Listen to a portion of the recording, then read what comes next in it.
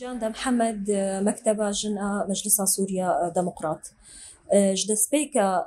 آلوزيا قول سوري دا سبيكر حتى روجا إيرو براستي قالك أسباب هبون هشتن جو أم بيجن أف آلوزي دريج ببي وإيرو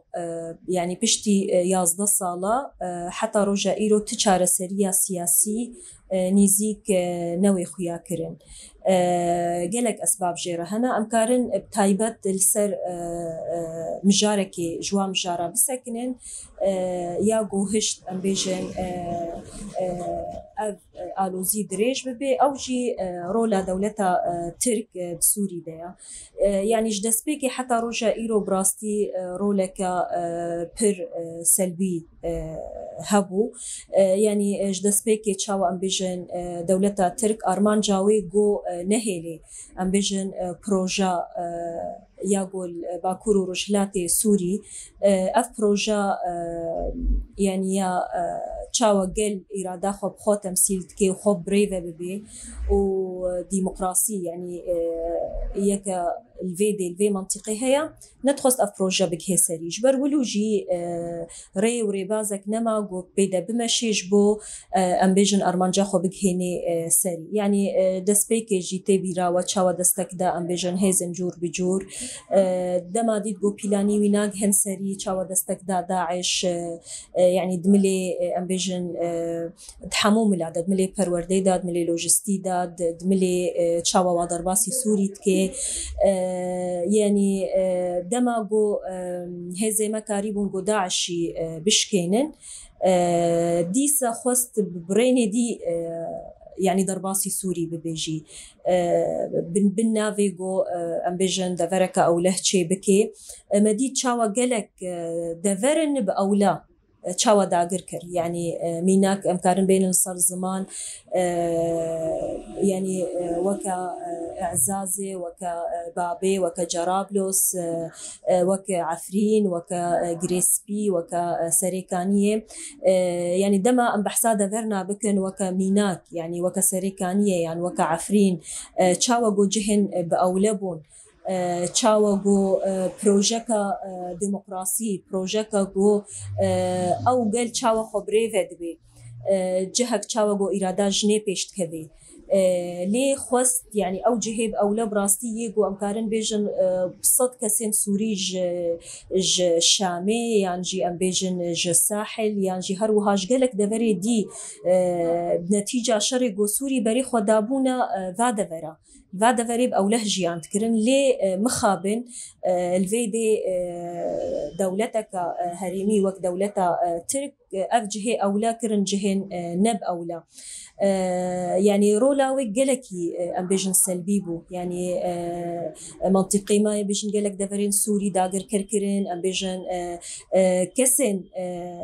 خدي جه تشاوى يعني سياستك أم بيجن تهجيري سياستك يعني جهرتنا ديموغرافي ما دام شاندن يعني حمو معالمي واجهة هاتن جهرتن يعني حتى روجا إيروجي أم دبينن ديسا أف بروجا بردوامة براستيجي يعني بلكي بلي دمكي جي دولتا ترك داخو ياكرنجو أو ديسا دست بحملكي كر حملكا جوي جو ديسا أف منطقة أم بيجن جالك دفر الباكرو رجلات سوري استهداف كرن يعني جهن جياني استهداف كرن كسن سيفيل استهداف كرن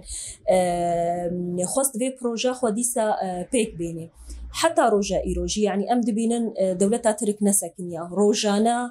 بشكل كي مستمر قالك جهة أمكارن بيجن دقة صفيني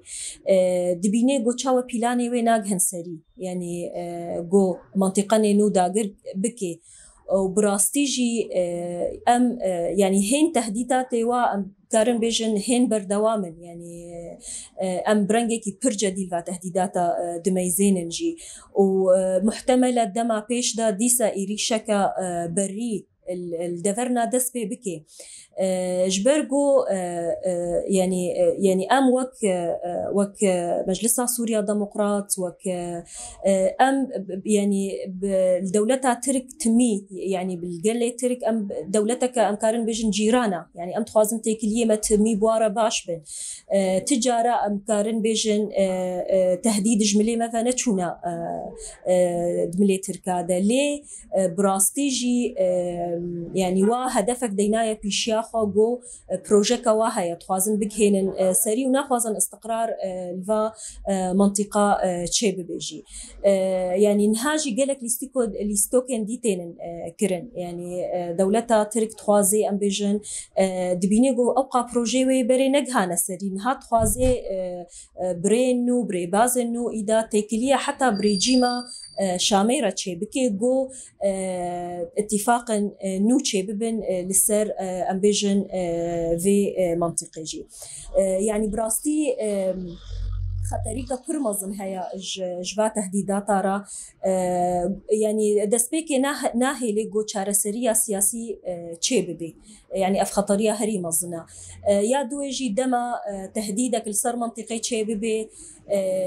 كوچبري چێ دبێ gelek پرسکرێکن نو قۆرە چێتکن و سوری دیسا پارچە دبێ ويا هري مظن اف دريد فكيش بو ديسا جو داعش خوا نوبكي يعني بلكي دفا كان صاله داجي مدديت يعني راستا ما داعش يعني وك هيزك عسكري ما مكاريب واموات نبكن ليه هنجلك شانن رازاي هنا هي وك فكر هيا يعني اف عمليه امبيجن محاربه داعش هي مستمره دولتها ترك فيجي استغلالتكي يعني تمي تشقى ديت ما قاف تافيتين تشقى ديت جو منطقة استقرار تيدا تشيد بو تمي إيريشان خوا تشيد كرن يعني لصار منطقي جبو جو درفت بدي داعش ديسا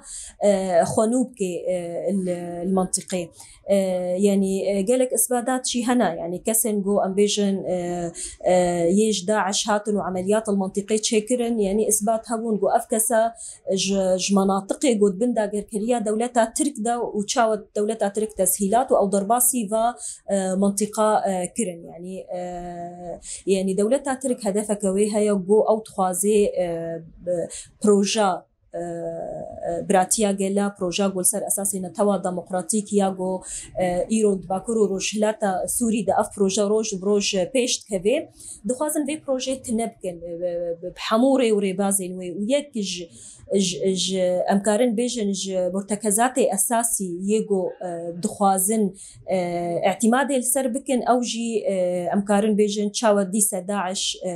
نو بكن وبراستيجي يعني اف تهديدات نو يجو روجانا يعني بريا كسن خارجيه دبن يعني برين رسمي دبيجن جو أمي يريشكا لسر منطقة شيء بكنجي أفجي تيوا تيا جو وديسا ري يعني تخازن ري ديسا البيشيا داعش بكن وأفجي خطريكا برمزن بخورتيني لسر منطقي يعني براستي دماغو أمبيجن داعش جنوفا زندي ببي أف خطريكا برمزن تاني جبو منطقي بقشتي يعني وبتايبت جي أمكارن بيجن جبو لسرجن يعني دماغو داعش بري نهاجي الجلك جهة هبو وكربود بن سيطرة خدا يعني مدديت شاوى براستيجي أو كسن يعني جي أو منطقة بن رشيكي دا جيانا خضر باصدك يعني يعني حكمك جالك مظن سروا فرض بي أمكارن بيجن يعني كسن الوضع جيان تكن بهزار صالة دفي فقرنا باش حتى كاربن الجور أم بيجن قوانين يجون داعش لسروا فرض كن شاو جيان بكن يعني ت إرادة مروفا نادر كبي الهولي وبتايبت لسرجن يعني مدديجي چاوا دميگو داعش هبو چاوا حكمكي برمزن السرجنيت هاتا تطبيق كرن چاوا گو جند هاتا كرين جند هاتا فروتن تونديكا برمزن السرجنيت هاتا تطبيق كرن جي افجي خطريكا برمزن جبر جنيتي كرن يعني دريا جنيدا جواكي جي استهداف تكن يعني هجر إيرو كارن بيجن جواكا منطقة وكا رقة كاريبي خو هنكي بيش بخي كاريبي هنكي إرادة خو درخي بيش وبتايبت بريا جن يعني دما جن كاريبي رولا خويا رولا خويا يا طبيعي أم كارن بيجن بدي يعني بدي استخدام كرن أفناكي فيدل هم الجنيجي تيكرن وهم الجواتجي تيكرن لي أو دخازن براستي ويجواكي ديسا يعني هجر داعش نوزن دي ببي ديسا أو ويجواكي إرادة ويجواكي بشكينن وديسا وخطريكا برمزن جبو جنيها بيجي يعني إيرو أم دبينن جي دما جن دماغو كارو خبات تكي دماغو تكوشينكي تكيش بو ما في خوا ما في جواكا خوا تشاوا يعني تي استهداف كرن هم شقبالي أمكارن بيجن دولتا تركفا وهم جي شقبالي داعش فا براستي يعني تي استهداف كرن يعني براستي إيرو دما أم بحثا يريشا دولتا تركن لسر منطقية في خطريكا برمزن بخورتيني يعني نبس جبو قالي روشلاتو قالي باكرو روشلاتي سوري را يعني هم جبو سوري بتمامي هم جبو أمكارن بيجن دولتين هريمي هم جبو روشلاتا نافين هم جبو دنياي بشتي يعني إيرو دما أم دبيجن الفيدي بصد هزاران كسن داعش دحبسادا دمخيماتا دا هنا أفجي خطريكا برمزن جبو دنياي بقشتيا يعني إيرو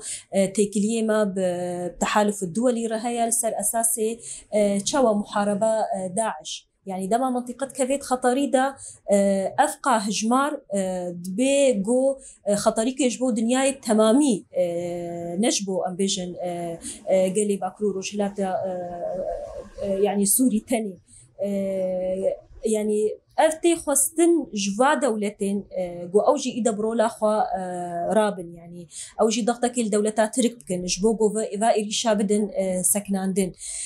ياديجي يعني جبو قالي سوري بتمامي يعني أف إيريش دما تشي ببن براستيجي بخورا تشتن برخرابتين يعني عرضا سوري بارشا دبي جهنو تكفند بن داقر كاريه دا يعني إيرو لازمة هركس يعني أمكارن بيجن كسي سوري يعني همولاتيا سوري لازم رولا كواهبي لازم إيرو كسين مي أم بيجن ساحل دمينن السويداد مينن الحلبي دمينن كسين مثقف كسين يعني حموج فاك لازم رابي و يعني دنجي خهل ديجو أو ديجيفا أم بيجن إيريشين دولتا تركن يعني ديسا أم دبيجن يعني أم تميب آشيتيرنا أم ناخوازن تشر تشي ببن لي ياداويجي دماغو شر وري لسر عرضي ما يعني هي زي ما جي بريارة خدايا جو أوي باراستنا في عرضي بكي ليه يعني يا داويج ما تخصتن جو أم وك سوري بدرجة أول وك جنجي أمرو لاخو بليزن جبر هجر إيرو أف بروجا جو نتيجة تكوشينا بصالايا أم جهانا فيواتي ما هناك جما في خوا وك أمبيجن وك سوري يعني جي وك جن بتايبت أم جهانا هناك ما في خوا ما بروجك الجول إرادة خوا وكسن سوري ما داخل ياكرن ما أفاكر جبو هركز ما في خوتي دببي يعني أم جهانا أستكي إيرو هناك دسكفتين مهنا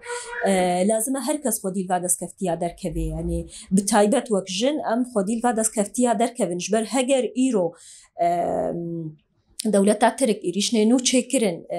وخطريكا برمزن بخورائني يعني هجر إيرو أو تخازن ذاتن في بروجيت تنبكن يجي هجر إيرو واخوست في سياسته دبر دوام بكن براستيجي هجر أف فرصات ما وقتی خواستن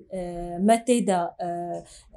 تکوشی نکر بلکی بدهن سالا یعنی بصدن سال دیجی و درفتک جمرا نای چکرن گودیسا ام بتایبت وک جن سیستم که حالو هبه گو ام تدا ما في خوا ام ببینه.